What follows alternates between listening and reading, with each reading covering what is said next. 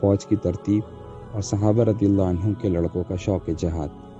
مدینہ سے نکل کر جب فوج کا جائزہ لیا گیا تو کم سن بچے واپس کر دیے گئے، مگر بچوں میں جہاد کے ذوق و شوق کا یہ عالم تھا کہ جب رافع بن خدیج رضی اللہ عنہ سے کہا گیا کہ تمہاری عمر کم ہے، تم واپس جاؤ، تو پنجوں کے بل تن کر کھڑے ہو گئے کہ اونچے معلوم ہونے لگے۔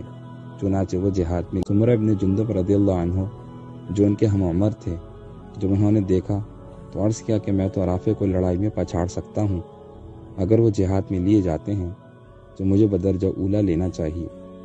ان کے کہنے کے مطابق دونوں میں مقابلہ کرایا گیا۔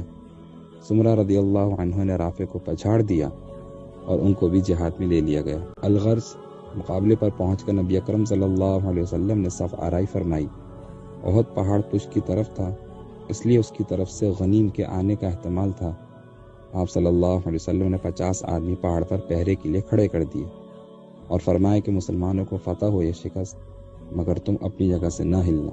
لڑائی شروع ہوئی اور دیر تک گھمسان کی لڑائی کے بعد جب فوجیں ہٹیں تو مسلمانوں کا پلہ بھاری تھا۔ قریش بدحواس ہو کر منتشر ہو گئے۔ مسلمانوں نے مال غنیمت جمع کرنا شروع کر دیا۔ یہ دیکھتے ہی وہ لوگ بھی اپنی جگہ چھوڑ کر آ گئے جن کو عقب کی جانب پہاڑ کی نگرانی کے لیے مقرر فرمایا تھا۔ ان کے امیر عبداللہ بن جبیر رضی اللہ عنہ نے بہت منع کیا، مگر وہ یہ سمجھ کر کہ اب یہاں ٹھہرنے کی ضرورت نہیں رہی، یہاں سے ہٹ گئے۔ یہاں صرف چند صحابہ رہ گئے۔ یہ دیکھ کر خالد بن ولید نے، جو ابھی تک مسلمان نہیں ہوئے تھے اور کفار کی طرف سے لڑ رہے تھے، عقب کی جانب سے دفعتاً حملہ کر دیا۔ عبداللہ بن جبیر اور ان کے باقی ماندہ ساتھیوں نے نہایت جانبازی کے ساتھ ان کا مقابلہ کیا۔ بالآخر سب شہید ہو گئے۔ اب راستہ صاف ہو گیا۔ خالد اپنے دستے کے ساتھ مسلمانوں پر ٹوٹ پڑے اور دونوں فوجیں اس طرح مل گئیں کہ خود مسلمان کے ہاتھ سے مارے گئے۔ مصعب بن عمیر رضی اللہ عنہ شہید ہوئے، چونکہ یہاں حضرت صلی اللہ علیہ وسلم کے مشابہ تھے۔ ان کی شہادت سے یہ مشہور ہو گیا کہ یہاں حضرت صلی اللہ علیہ وسلم شہید ہو گئے۔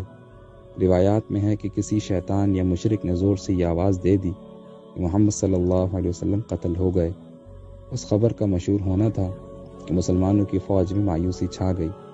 بڑے بڑے بہادروں کے پاؤں اکھڑ گئے، لیکن بہت سے جانثار لوگ اس وقت بھی سرگرم قتال تھے، مگر سب کی نگاہیں اسی کعبہ مقصود صلی اللہ علیہ وسلم کو اشتیاق کے ساتھ ڈھونڈ رہی تھیں۔